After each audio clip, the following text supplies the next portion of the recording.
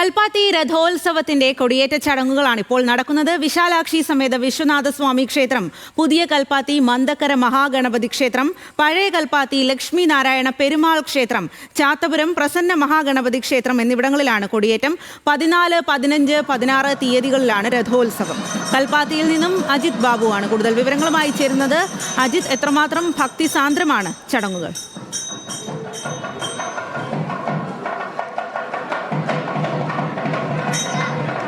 തീർച്ചയായും ഭക്തിസ്വാതന്ത്ര്യമായ അന്തരീക്ഷമാണ് ഇവിടെ ഉള്ളത്.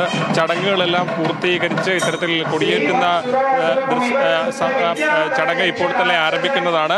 കൽപ്പാത്തി വിശാലാക്ഷി സമേത വിശ്വനാഥ സ്വാമി ക്ഷേത്രത്തിലാണ് ആദ്യം കൊടിയേറുക.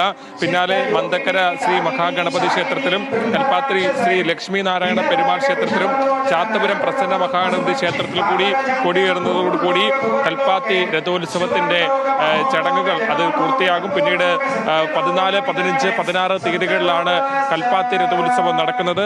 അതിന് ഏറ്റവും അവസാനം നടക്കുന്ന രഥോത്സവം അത് ഏറ്റവും പ്രധാനപ്പെട്ടതാണ്.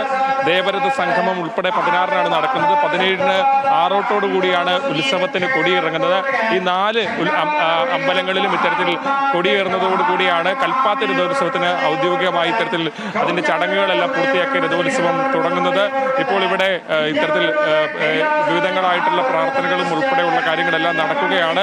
രാവിലെ മുതൽ തന്നെ വലിയ തരത്തിലുള്ള ഭക്തജന സാന്നിധ്യം അമ്പലത്തിലുണ്ട്.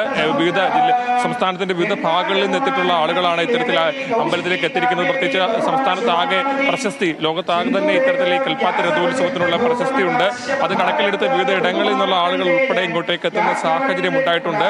അതിൽ ഈ ഏറ്റവും എടുത്തു പറയേണ്ടത് ഇപ്പോൾ വേദ പണ്ഡിതരുടെ ചതുർവേദ പാരായണവും ക്ഷേത്ര ദേവതകൾക്ക് ജപഹോമ അർച്ചനയും ഉൾപ്പെടെയുള്ള കാര്യങ്ങളാണ് നടക്കുന്നത്. അഭിഷേകങ്ങൾ ഉൾപ്പെടെ അല്പസമയത്തിന് മുമ്പ് നടന്നു. ഇനിയിപ്പോൾ കൊടിയേറ്റുക എന്നുള്ള ചടങ്ങാണ്. അതിന്റെ ചടങ്ങുകൾ നടക്കുകയാണ്. അതിന് മുമ്പുള്ള ഒരുക്കങ്ങളാണ് ഇവിടെയുള്ള നാട്ടിലുള്ള മുഴുവൻ ജനവിശ്വാസികളും വിവിധ സ്ഥലങ്ങളിൽ നിന്നെത്തിയ ആളുകളും എല്ലാം ഇവിടെ ആ ചടങ്ങിനായി കാത്തിരിക്കുന്ന സാഹചര്യമാണ് ഉള്ളത്. ഏതാണെങ്കിലും വലിയ സാന്നിധ്യം ഇന്ന് തന്നെ സംസ്ഥാനത്തിന്റെ വിവിധ ഇടങ്ങളിൽ നിന്ന് ആളുകൾ ഇങ്ങോട്ടേക്ക് എത്തുന്ന സാഹചര്യം ഉണ്ടായിട്ടുണ്ട്. അത്തരത്തിൽ അത് വളരെ പ്രധാനപ്പെട്ടതാണ്, സുപ്രധാനമാണ്.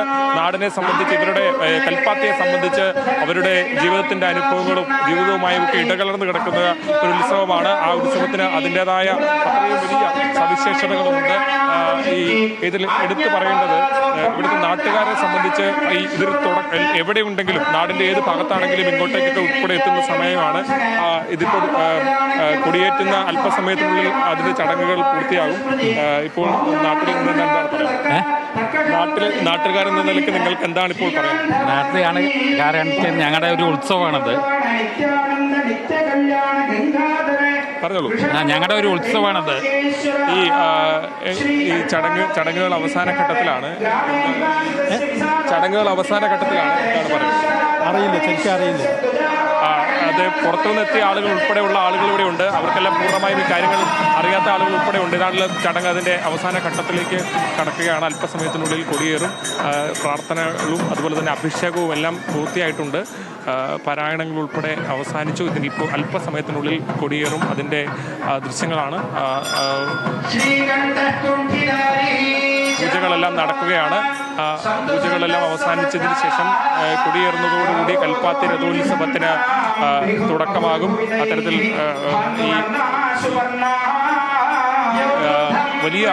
വലിയ ഭക്തജന സാന്നിധ്യം ഉൾപ്പെടെ ഇവിടെ ഉണ്ട്. ആ ഭക്തജന സാന്നിധ്യമെല്ലാം ഇത്തരത്തിൽ ആ നിമിഷത്തിനായി കാത്തിരിക്കുന്ന സാഹചര്യമാണുള്ളത്. എവിടെയുള്ളതാണ്?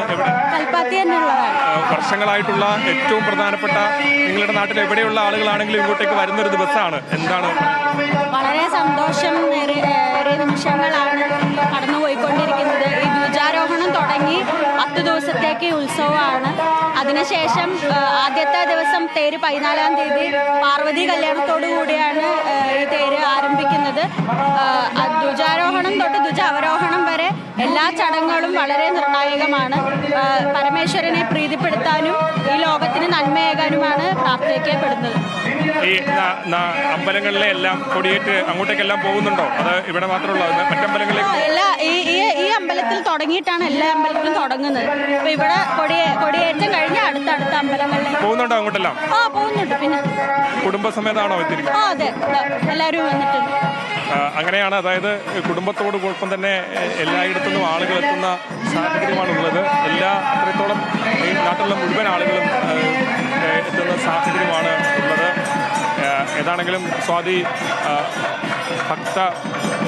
ഭക്തരെല്ലാം അവരുടെ ഏറ്റവും പ്രധാനപ്പെട്ട കൽപ്പാത്തിയെ സംബന്ധിച്ച് അവരുടെ ജീവിതത്തോട് അത്രമേൽ ചേർന്ന് കിടക്കുന്ന, വിശ്വാസപരമായും അവരുടെ ജീവിതത്തോടും എല്ലാ നിലയിലും ചേർന്ന് കിടക്കുന്ന കൽപ്പാത്തി രഥോത്സവത്തിൻ്റെ അതിൻ്റെ കൊടിയേറ്റ് എന്ന് പറയുന്നത് അവരുടെ ജീവിതത്തിൽ അത്രയും പ്രധാനപ്പെട്ടതാണ്. അതിൻ്റെ ചടങ്ങുകൾ പുരോഗമിക്കുകയാണ്. അഭിഷേകങ്ങളും പ്രാർത്ഥനകളും വിശ്വാസത്തിൻ്റെ ഏറ്റവും ഉയർന്ന തലത്തിലാണ് ഇപ്പോൾ അവരെല്ലാം ഉള്ളത്. അത് ആ സാന്നിധ്യം ഇവിടെ നിൽക്കുന്ന ഓരോരുത്തർക്കും അത് മനസ്സിലാവും. ആ ഒരു അന്തരീക്ഷം തന്നെയാണ് ഇവിടെ ആകെ ഉള്ളത്.